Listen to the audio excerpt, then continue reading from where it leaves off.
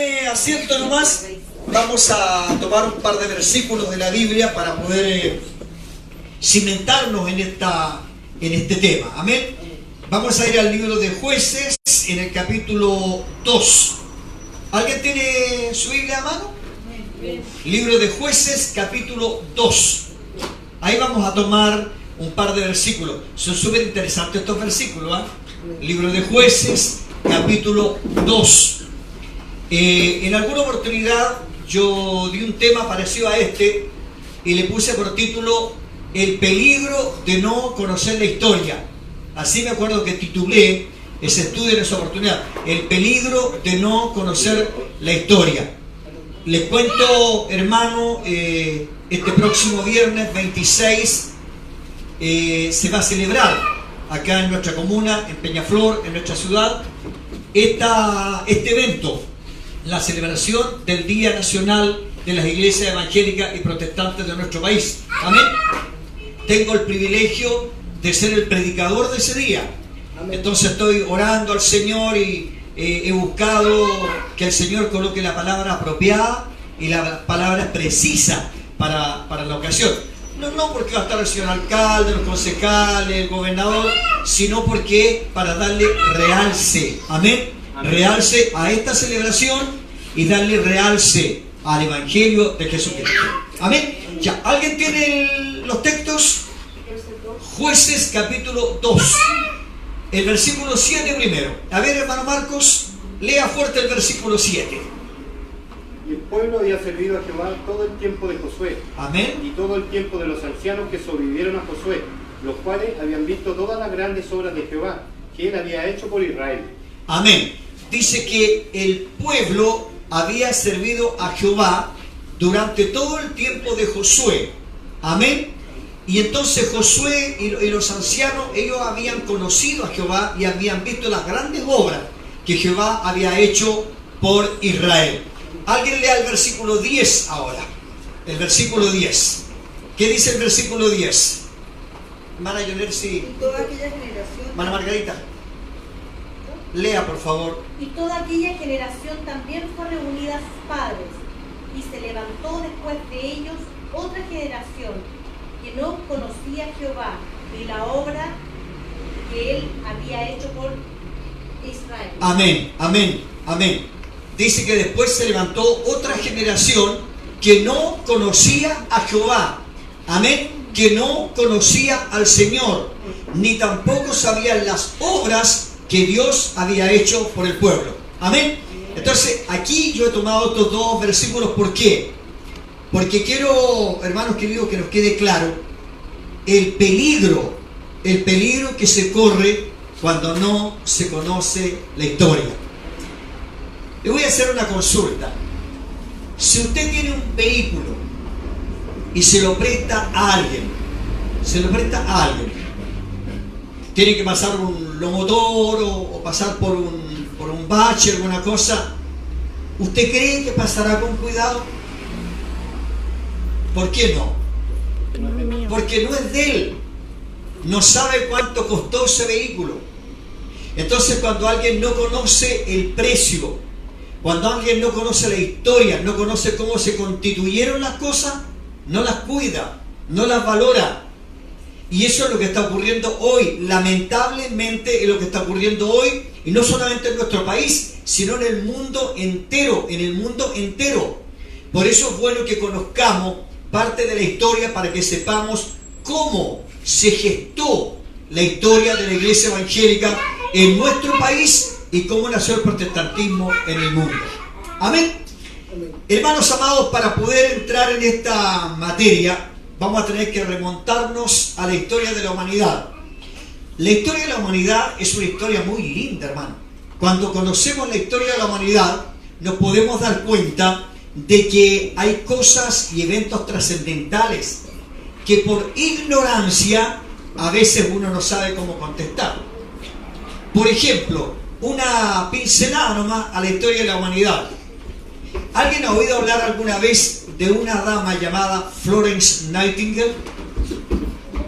No. Ya. Y si yo le digo, ¿usted sabe cómo nació la primera escuela de enfermería en el mundo, nació a través de la labor de esa mujer, que con una vocación y una abnegación única, trabajó por vocación para atender a heridos de guerra, Florence Nightingale. Y a partir de la labor de esa mujer, nació la escuela de enfermeras. Lindo, ¿cierto? ¿Cuántos han tenido alguna vez que usar el antibiótico llamado la penicilina? ¿La han tenido que usar? Dolorosa, ¿eh? Dolorosa. ¿Pero alguien sabe cómo se descubrió? Fíjese que un científico belga llamado Alexander Fleming fue el que descubrió en un hongo, descubrió las propiedades que tenía eso para transformarlo en el antibiótico llamado la penicilina. Mire qué tremendo. Por ejemplo, usted toma hoy día una barra de mantequilla y la puede meter al refrigerador y la deja por ahí y no se le descompone rápidamente porque está pasteurizada. Y usted sabe cómo nació ese proceso. Un hombre llamado Louis Pasteur lo ingenió, un científico, y creó ese sistema para preservar alimentos. Normalmente va al supermercado, compra una ampolleta o bombilla, como la llaman algunos, la coloca ahí en el soquete y tiene luz. Y alguien se habrá preguntado cómo nació este invento. Bueno, don Thomas Alva Edison fue el que inventó ese aparato para que hoy día nos podamos iluminar. Entonces, la historia de la humanidad tiene mucho que entregarnos, acontecimientos, sucesos, guerras y situaciones que han marcado la historia de la humanidad. Pero quiero contarle que nada marcó más fuerte la humanidad al mundo entero que la Reforma Protestante. En el año 1516, el poder religioso mundial sufrió el sacudón más grande de su historia. El sacudón más grande de su historia. Año 1516. ¿Qué pasaba hasta entonces? Había una iglesia imperante hasta el año 1516. Una iglesia imperante, la iglesia mundial. Hermanos amados, esa iglesia imperante hasta ese entonces hizo lo que quiso. Abusó, hizo un festín con la ignorancia de la gente, lamentablemente porque no podían tener acceso a la Biblia. No podían tener acceso a la Biblia. ¿Y por qué la gente común no tenía acceso a la Biblia? Porque la Biblia estaba solo escrita en latín. Y el latín solamente lo conocían la curia, el clero y la alta parte de la Iglesia Católica. Entonces el común de la gente pobre, la gente humilde, no tenía acceso a eso. Entonces la iglesia en ese entonces hizo, como dije recién, un verdadero festín con la ignorancia de la gente. Lamentablemente hizo un verdadero festín con la ignorancia de la gente. Yo dije que estuviera muy a mano y esté muy atento a por qué yo dije 31 de octubre. Ya, hermanos amados, apareció de medio de ellos mismos, un monje agustino. Su nombre, Martín Lutero. De entre ellos mismos. Fíjese que yo he visto bien la historia de Martín Lutero y su papá quería que fuera abogado. Por eso lo colocó a estudiar leyes. Entonces, como él estudiaba leyes, aprendió el latín. Es que Dios tiene todo. Dios tiene todo en las manos. Dios sabe cómo hacer las cosas, hermano. Cuando Dios quiere hacer algo, Él toma a la persona precisa y adecuada. Entonces tomó a Martín Lutero y el papá lo metió a estudiar leyes. Y cuando estaba estudiando leyes, él sentía una gran insatisfacción en su alma, en su corazón. Porque él quería saber cuál era la manera correcta, la manera precisa, la manera más puntual para ser perdonado de sus pecados. La insatisfacción espiritual de la vida de Martín Lutero lo llevó a dejar de lado sus estudios de leyes. Sus amigos, sus compañeros le decían: pero ¿cómo vas a dejar tus estudios de leyes? Eres uno de los mejores alumnos.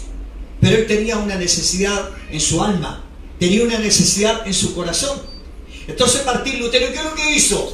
Se metió a un monasterio para hacerse sacerdote. Amén. Tomó los hábitos y comenzó con un compromiso tremendo a ser sacerdote. Pero resulta que a medio andar él fue conociendo algunas prácticas de la iglesia, algunas cosas que la iglesia imperante dictaba, ordenaba, obligaba en el fondo a la gente para perdonar los pecados y para salvar el alma. Pero habían cosas que no le encajaban a Martín Lutero, no le encajaban. Por ejemplo, el tema de las indulgencias, ya que la gente tuviera que firmar un documento y entregar sus propiedades para que el tío, el abuelo que le hubiese muerto pudiera ser salvo. Entonces a Martín Lutero no le encajaban esas cosas. El tema de las penitencias, que subiendo ciertas escalinatas en la capilla Sixtina eran perdonados algunos pecados haciendo una oración. El tema de la moneda en el cofre, porque una de las grandes mentiras de la iglesia en ese entonces era el tema del purgatorio. Bueno, hasta el día de hoy todavía hay mucha gente que tiene esa mentira arraigada, el tema del purgatorio. La palabra de Dios es clara, dice que muchos de los que duermen en el polvo de la tierra serán despertados, unos para vida eterna y otros para vergüenza y confusión perpetua. O sea que no hay términos medios, está el cielo y está el infierno, pero el purgatorio no aparece por ninguna parte en la Biblia, por ninguna parte.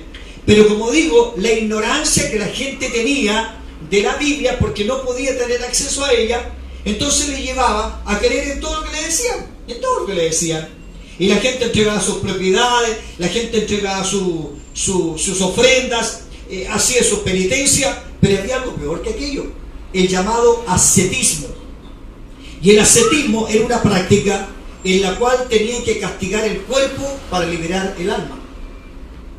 Castigar el cuerpo para liberar el alma. Entonces todas estas cosas a Martín Lutero no le encajaban, no las podía entender, y además veía él que no tenían resultado.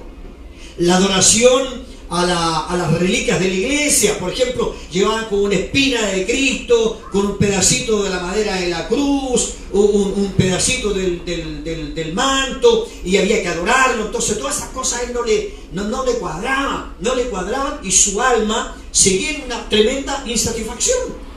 Entonces un día Martín Lutero entró a la Biblia. Y aquí es donde comienza el terrible cataclismo para la iglesia imperante, cuando Martín Lutero se metió a la Biblia. Y Martín Lutero comenzó a leer la Biblia, a leer la Biblia. Y llega un día al libro de Romanos, capítulo 1, versículo 8. Romanos, capítulo 1, versículo 8. Ahí, ¿sabe lo que dice la Biblia? Que en el Evangelio, amén, en el Evangelio la justicia es por fe en Dios, por fe y para fe. Amén. Eso dice Romanos capítulo 1, verso 8. En el Evangelio la justicia de Dios es por fe y para fe. Amén. Como está escrito, el justo por su fe vivirá. Amén. El justo por su fe vivirá. Y esta es la expresión que a Martín Lutero le caló en el corazón. Esta expresión, hermano, Romanos capítulo 1, verso 8, esta expresión hizo un cambio, pero genuino, radical, total y completo en la vida de Martín Lutero. Tan así que él comenzó a indagar y no se conformó con eso. Siguió buscando y llegó un momento en que él escribió 95 principios. Mire, escuche esto. 95 principios, que se le llaman las 95 tesis, 95 principios basados en esto: solo fe, solo gracia, solo Cristo, solo palabra. Amén. Entonces eso fue dando a entender de que Martín Lutero comenzaba a retroceder de lo que había aprendido en la iglesia imperante y comenzó a tomar la luz que venía de la palabra. Solo fe, solo gracia, solo Cristo, solo Escritura. Entonces, hermano, esto hizo que Martín Lutero se rebelara al sistema. Se rebeló al sistema imperante en la iglesia católica. ¿Cómo lo hizo? tomó estas 95 tesis, las escribió en el idioma de la gente común. Ponga atención a esto, no las escribió en latín, las escribió en el idioma de la gente común, de la gente pobre, los campesinos, y fue y las colocó en las puertas de una catedral que era muy concurrida, la catedral de Wittenberg, en Alemania, una ciudad rural que era donde estaba el mayor aprovechamiento, y ahí colocó las 95 tesis. Entonces, entienda usted lo que comenzó a pasar ahí. El hecatombe dentro de la curia de la iglesia, del clero de la iglesia, de los sacerdotes, de los papas, de los cardenales, fue terrible, fue terrible. Además de que estaban involucrados los emperadores, los reyes, porque era un negocio global el que había ahí, un negocio global. Si todo ese aprovechamiento era para construir sus grandes imperios a cuesta de la ignorancia de la gente. Amén. Pero Dios apareció justo a tiempo para correr esa venda, para correr ese velo y que la gente se diera cuenta que la estaban engañando. Hermano, Martín Lutero colocó las 95 tesis en la puerta de la catedral de Wittenberg el día 31 de octubre de 1516. ¿Qué le parece? 1516. Entonces, cuando yo le digo a usted que nuestro país tiene el privilegio de tener un día festivo, ahora tampoco me gustaría que llegáramos a ser como los babilónicos, que celebráramos todos los días, porque existe el día del padre, el día de la madre, el día del pastor, el día de la abuelita, el día de la tía, el día de los niños, el día de esto, el día de lo otro, y nos estamos transformando igual que los babilónicos, celebrando todo. No, pero yo no quiero llegar a ese extremo. Yo lo que quiero decirles, hermano, ¿por qué se eligió 31 de octubre como fecha para celebrar el Día Nacional de la Iglesia Evangélica y Protestante en Chile? Amén. Amén. Por ese motivo, porque el 31 de octubre del año 1516 Martín Lutero clavó las 95 tesis en la catedral de Wittenberg en Alemania, y de ahí nace el movimiento protestante, de ahí nace el protestantismo. Nació en Europa, pero como una bola de fuego se extendió rapidísimo a través de los 5 continentes. Qué tremendo, ¿ah? Porque cuando Dios lleva algo en sus manos, esto corre rápido y es urgente. Ahora, sepa usted, luego comienza otra época, porque se descorrió un velo de oscurantismo, de oscuridad y de ignorancia. Y fíjese que en el siglo siguiente comienzan a haber cosas extraordinarias. Aparecen los grandes inventores, los grandes músicos, los grandes artistas, los grandes hombres con conocimiento y con esas cualidades que Dios había sembrado en ellos, pero que lamentablemente, como estaban en una etapa de oscurantismo, nadie los descubría. Cierto, es lo mismo, hermano, que cuando alguien no conoce a Cristo, es lo mismo. Cuando alguien no conoce a Cristo, no sabe los dones, los talentos, las gracias, las habilidades y las cualidades que tiene. Pero cuando Cristo llega a su corazón, la luz de Cristo le ayuda a descubrir todas aquellas cosas escondidas y se da cuenta que Dios le había sembrado una cantidad de cualidades para ser útiles primero a Dios, luego a su familia y al resto de la sociedad. Amén. Gloria a Dios por ello. Hermanos queridos, pero la pregunta del millón es esta: ¿cuándo, cómo y a quién utilizó Dios para que llegara el Evangelio a las tierras nuestras? Porque para los que estamos aquí en la sala y los que nos estén escuchando a lo mejor fuera del país, que sepan que nosotros estamos a que nos hagan así y nos voten del globo. Somos el país más austral del mundo, el más austral del mundo. Hermano, y esto nace en Europa. ¿Cómo fue que llegó el Evangelio a nuestro país? ¿Quién lo trajo? ¿A quién utilizó Dios para esto, hermano? Y sabe que al día de hoy, hace exactamente 206 años que el Evangelio pisó territorio chileno. Al día de hoy, hace 206 años que el Evangelio arribó a Chile. ¿Lo puede entender? ¿Lo puede creer? ¿Cómo lo hizo Dios? ¿Cómo lo hizo Dios para poder meter el Evangelio en nuestro país? ¿Cómo lo hizo? Mire, el primer protestante que llegó a Chile fue don Joel Ponciet. Este es el primer protestante que llegó a Chile. Y no era cualquier persona. Sepa usted que era el cónsul de los Estados Unidos que llegó a Chile y era protestante. Sí, pues, el cónsul de los Estados Unidos llegó en el año 1812 a Chile. 1812. Él llegó a Chile y llegó como cónsul de los Estados Unidos a nuestro país. Y este hombre era protestante y tuvo una injerencia tan fuerte en la política de nuestro país porque este hombre ayudó en el proyecto de la primera constitución política del Estado en el gobierno de don José Miguel Carrera. ¿Qué le parece? ¿Cómo se arregló Dios para meter a través de un diplomático, las primeras palabras de Cristo aquí en nuestro querido país? ¿Se da cuenta usted cómo Dios se las arregla? ¿Cómo Dios lo hace? Ahora, cuando yo le hablo de esto, no le estoy hablando sobre historia. Estoy tratando de que nosotros comencemos a valorar, comencemos a tomarle el peso, el precio, las estrategias que Dios usa para que los pueblos puedan conocer a Cristo, hermano querido. Eso ocurrió en el año 1812. Luego, en el año 1821, arribó a las Islas Picton, o sea, a la parte más austral de nuestro país, un ex navegante inglés. En el año 1821 arribó a las Islas Picton, en la parte austral, prácticamente en la Patagonia nuestra, un ex navegante inglés, don Alan Gardiner.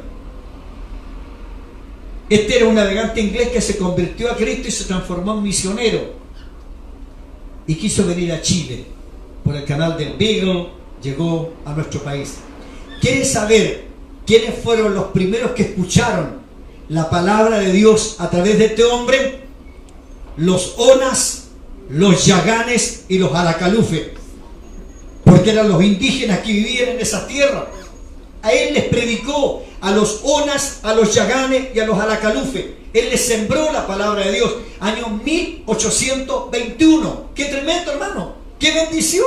Año 1821. Estamos hablando de una buena cantidad de años, por hermano. Más de 200 años. Ahora, un día por la mañana, este señor Gardiner lo encontraron muerto al lado de su lancha. Pero su obra misionera no terminó ahí, porque su hijo continuó la obra misionera en las ciudades de Lota y de Coronel. Miren, y no por algo es que Lota y Coronel son las dos ciudades más evangelizadas de Chile. Son las dos ciudades más evangelizadas de Chile. Usted sabía que Lota y Coronel fueron las ciudades productoras del carbón coque con que se movían las grandes industrias, las grandes maquinarias a vapor y los trenes. ¿Y sabe usted quiénes fueron los que llegaron a trabajar en esas minas de carbón ahí? Fueron ingleses. Ellos conocían el trabajo de las minas y todos eran protestantes. O sea, Dios se encargó de traer a través de ellos no solamente la palabra, sino también trabajo para esa gente. Gloria a Dios. ¿Cómo se mueve Dios, hermano? ¿Cómo hace las cosas Dios? Y así vamos transcurriendo a través de la historia de cómo llegó el Evangelio a nuestro país. En el año 1820, el entonces director supremo de la nación, don Bernardo O'Higgins Riquelme, se interesó por un caballero que estaba en Argentina, estaba en Buenos Aires, don Diego Thompson. Y don Diego Thompson se desempeñaba en Argentina como profesor, era educador. Y entonces a Bernardo O'Higgins le interesó mucho el sistema que él utilizaba para enseñar. Ese sistema se llamaba lancasteriano. ¿En qué consistía? En que el primero en aprender le enseñaba a otro. O sea, si su hijo Marco aprendía primero a leer y escribir, él le enseñaba a otro niño. O sea, era una cadena de gente que se iba preparando como educadores. Don Diego Thompson. Entonces don Bernardo O'Higgins lo trajo a Chile. Vino y estableció colegios acá. De hecho, en Antofagasta, yo tuve el privilegio de conocer el colegio lancasteriano de Antofagasta. Allá hay un colegio lancasteriano. Pero tal vez eso no signifique mucho, sino lo que le voy a decir ahora. Resulta que don Diego Thompson era un promotor o colportor de la sociedad bíblica americana y extranjera. Entonces, como él era promotor de la sociedad bíblica de los Estados Unidos, ¿sabe lo que hizo?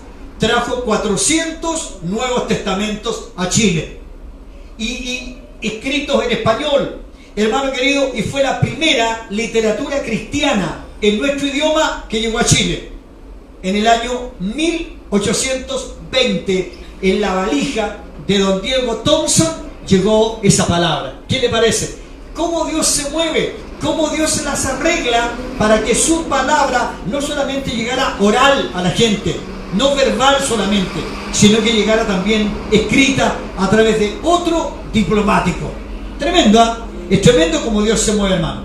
De hecho, don Diego Thompson después adquirió la ciudadanía chilena, Hermano, el hombre fue tremendo en el aporte educacional, en el aporte también de la siembra del Evangelio. Luego, en el año 1845, llegó otro personaje ilustre a Chile. Ya estamos en el año 1845 de nuestra historia de la iglesia evangélica en nuestro país.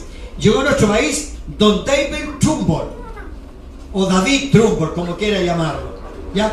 Este caballero fue tremendamente importante también, tremendamente importante. Él llegó en el año 1845 y al año siguiente, hermano, al año siguiente fundó la Unión de Iglesias en Valparaíso.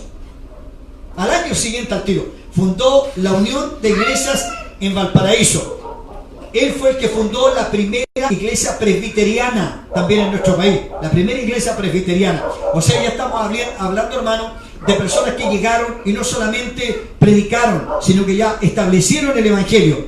Además, estos presbiterianos tenían algo muy, muy importante. Construían una iglesia y al lado construían un colegio.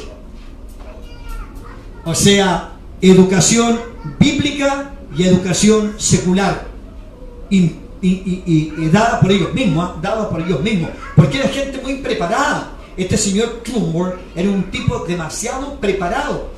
De hecho, su hermano era parte de la corona británica. Entonces, estamos hablando de gente con una preparación tremenda que Dios se encargó de traer a nuestro país, hermanos queridos. ¿Para qué? Para que trajeran el Evangelio y también trajeran consigo trabajos. En el año 1850, a bordo del barco Hermann, llegaron al puerto de Corral 95 colonos alemanes. 95 colonos alemanes. Pero que hayan llegado daba lo mismo. ¿Pero a qué vinieron? Estos 95 colonos alemanes eran misioneros.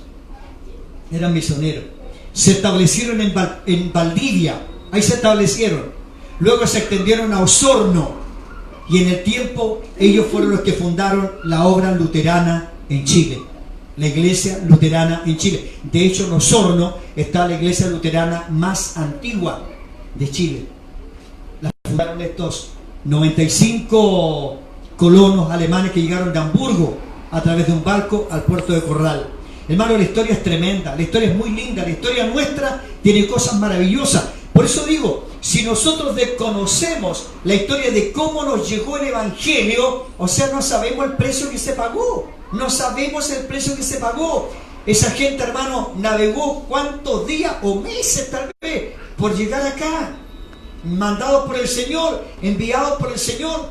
Muchos de ellos se tuvieron que costear su propia alimentación, su propia vivienda, todo, para poder colonizar. Cuando yo hablo de colonos, estoy hablando de gente que llegó donde no había nada. Entre paréntesis, esa es la obra de un misionero. Si la obra de un misionero no es la del evangelista, el evangelista es evangelista. El misionero es aquel que va donde no hay nada, enseña, levanta a alguien, funda una iglesia y luego se va donde no hay nada a levantar otra. Porque la obra de él es misionera. Esa es la obra del apóstol hoy día. Ese es el ministerio apostólico hoy. El ministerio del misionero. Ese es el ministerio apostólico en el día de hoy. A veces dicen, pastor, ¿y cuál es la labor de un apóstol? La labor de un apóstol son las misiones. Deberían ser las misiones. Esa debe ser la obra apostólica hoy día. Gloria al Señor. Hermano, en el año 1871 fue ungido el primer pastor nacido en Chile. Pero ya estaba hablando del año 1871. Fue ordenado y ungido el primer pastor evangélico nacido en nuestro país, don Manuel Ibáñez Guzmán, de la orden presbiteriana. Es el primer pastor nacido en Chile que fue ungido como pastor presbiteriano. Yo tuve el privilegio de conocer la tumba de él. Conozco la tumba de él, está en el patio de disidentes del Cementerio General. Y yo siempre he tenido este sueño, y se lo transmití a mi hermana Jonercy, de llevar un día a los niños, llevar a los jóvenes a conocer el patio de disidentes del Cementerio General. Porque, hermano, ahí está de alguna manera guardada la página más triste del Evangelio en nuestro país, la página de la historia más triste del Evangelio en nuestro país, cuando los creyentes de esta época los llamaban los herejes, y como eran llamados herejes, no tenían derecho a ser sepultados en las tumbas de los cementerios. ¿Y usted sabe dónde eran lanzados? En las faldas del Cerro Santa Lucía, en los basurales. Ahí eran tirados, envueltos en trapos. Hermanos queridos, por las noches los perros hacían pedazos los trapos y la sangre de esa gente corría por las alcantarillas. Esa es la página triste de la historia de nuestra iglesia, de nuestros hermanos que ya partieron. Por eso cuando yo digo, hermanos, conocemos el precio, sabemos el costo que pagaron los primeros evangélicos, los que sembraron la palabra.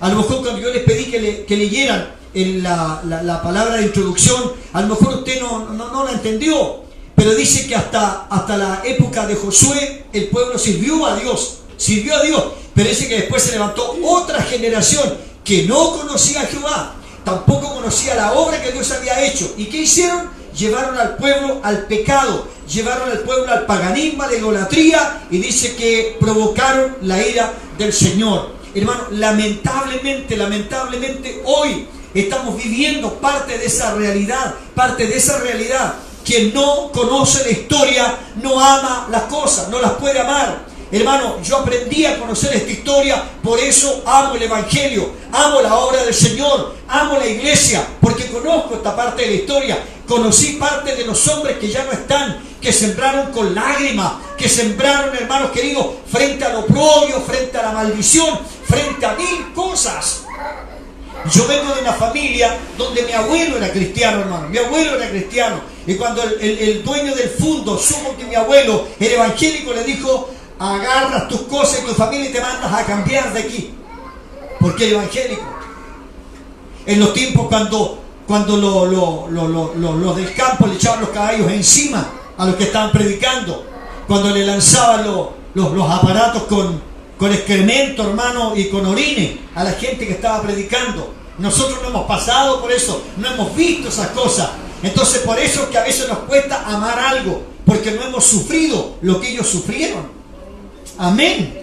Gloria al Señor.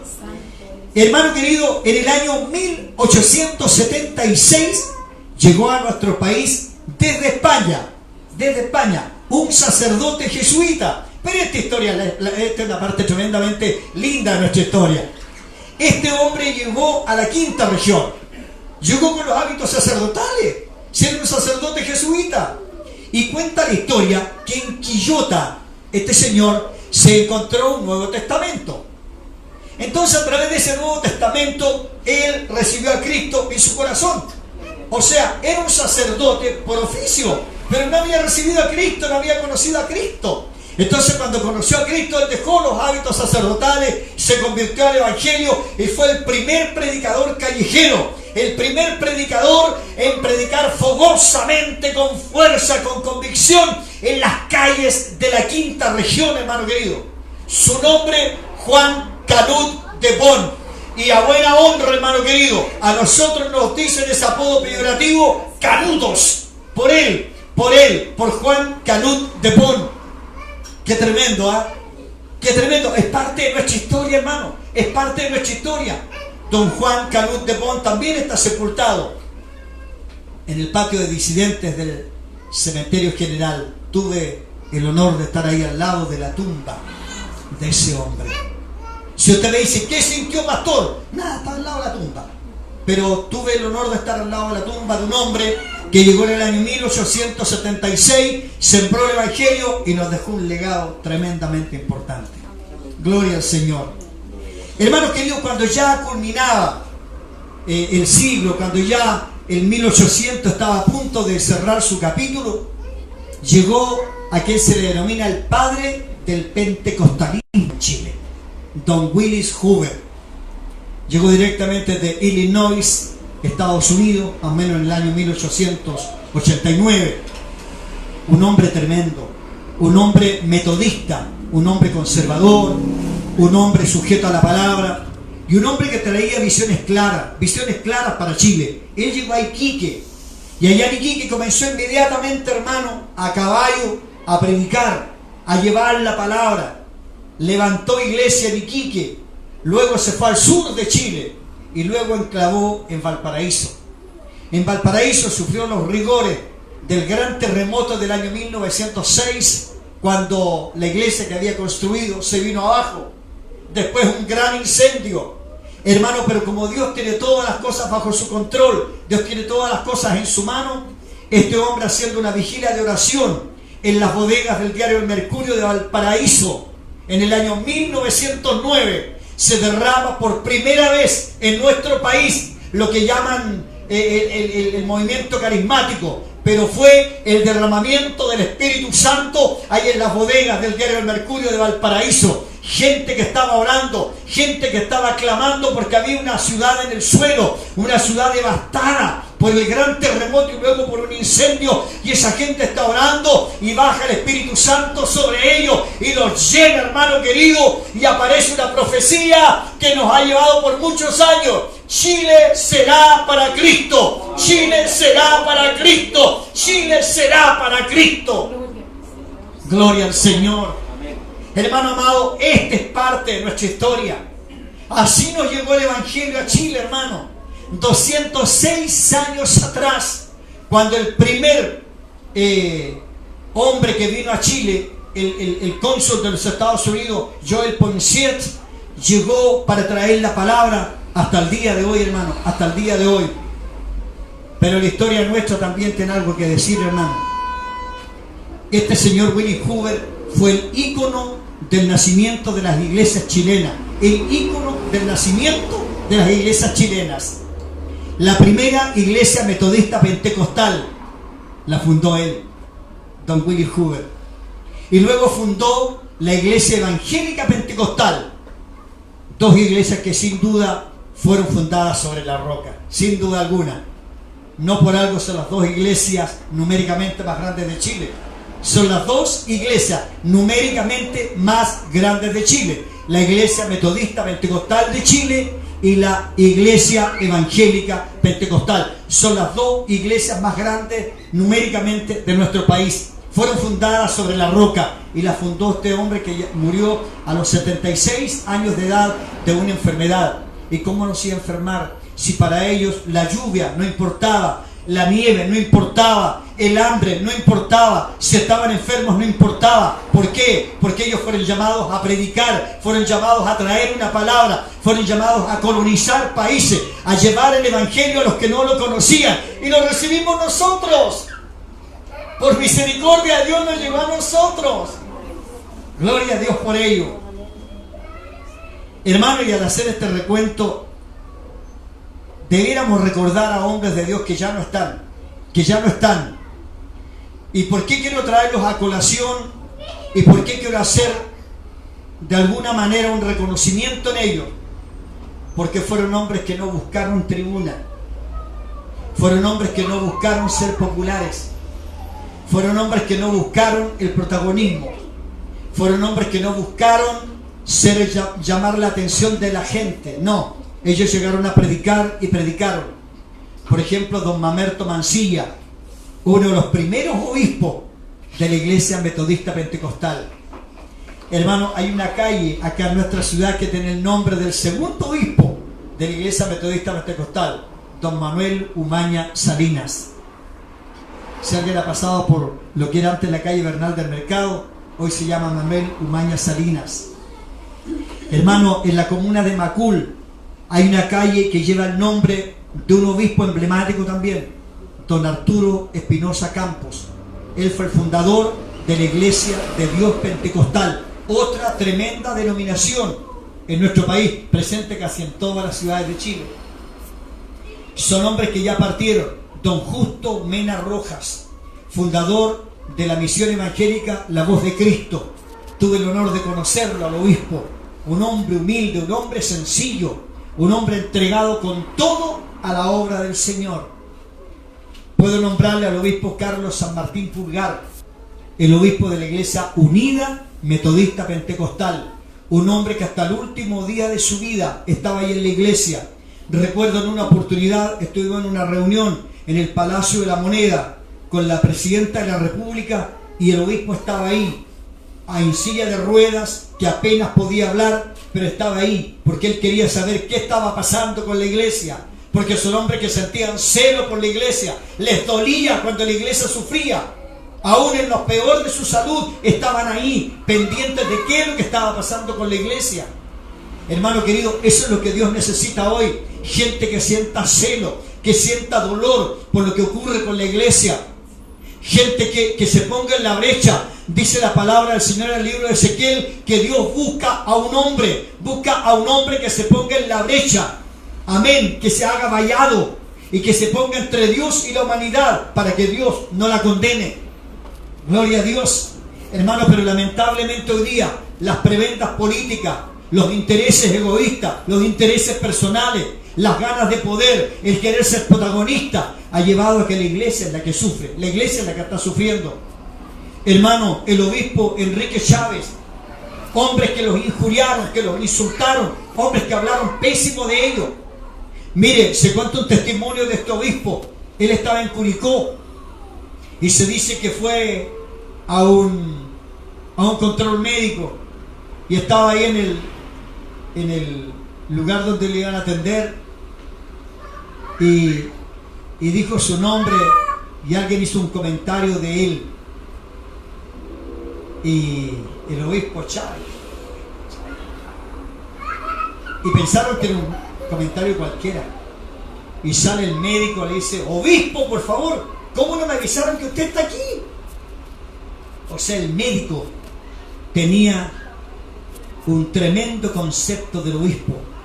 Hermano querido, sepa usted que a don Willis Hoover, este hombre que fue el fundador de las primeras iglesias evangélicas en Chile, lo injuriaron, lo insultaron, lo difamaron, pero él no abrió su boca, siguiendo el ejemplo de Cristo.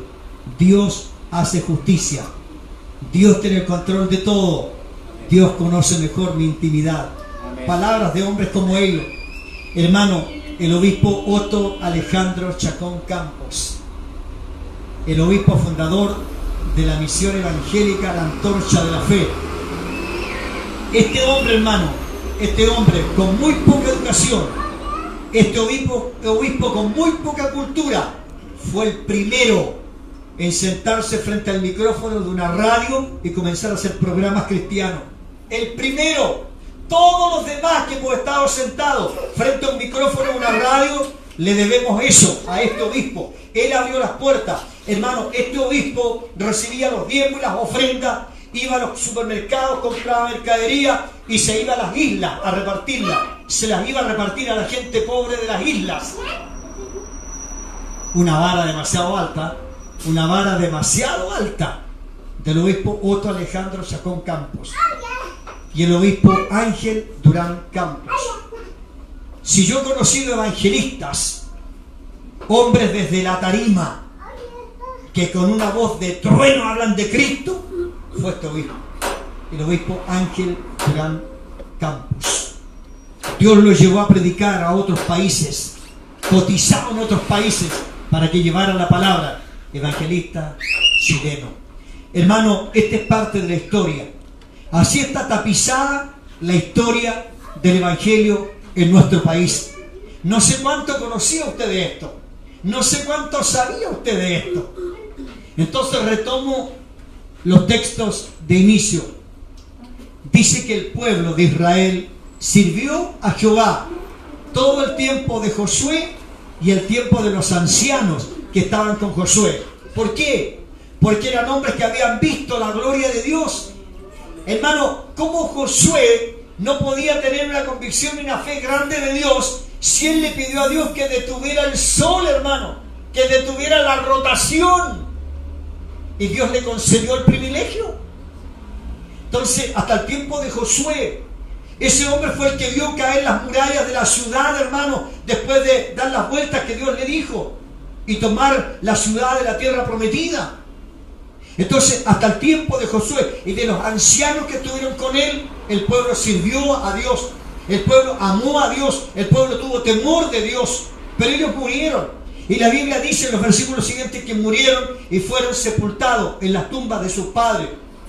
Pero se levantó otra generación que no conocía a Jehová, ni habían visto las obras que Jehová había hecho por Israel. Y aquí, hermano, aunque parezca majadero y cargante, lo repito, nadie cuida lo que no sabe cuánto costó. Nadie cuida, nadie valora lo que no sabe el precio que tuvo. Hermano, cuando nosotros escuchamos esto y hablamos de esto y decimos los primeros evangélicos, los primeros cristianos en nuestro país no tuvieron derecho a ser sepultados en los cementerios, fueron tirados en basurales. ¿Qué piensa usted de esto? ¿Qué piensa usted de esto? Terrible, ¿cierto? Es el precio. Pero, como dice el Salmo 126, irá andando y llorando el que lleva la preciosa semilla, más volverá a venir con regocijo trayendo las gavillas.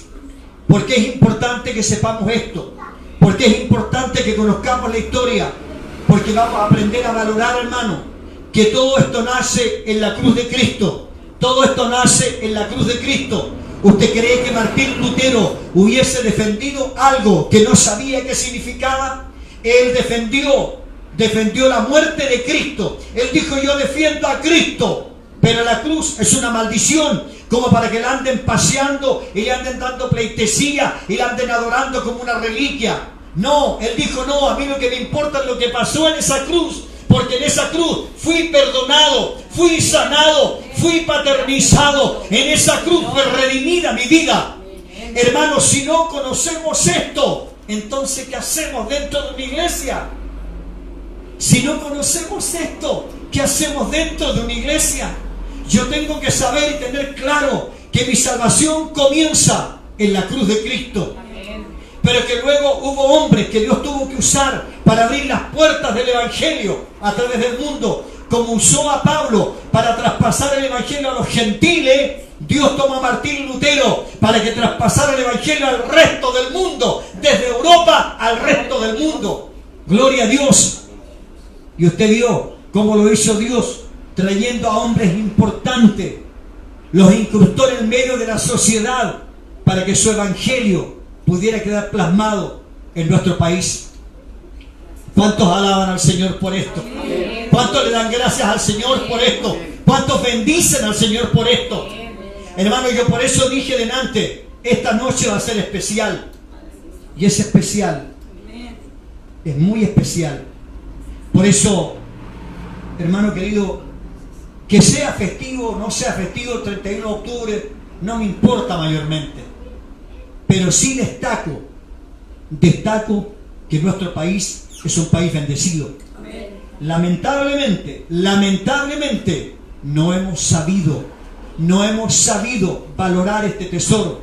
No hemos sabido invertir este tesoro. No hemos sabido transmitir este tesoro para que los que no conozcan a Cristo sepan quién es el Señor.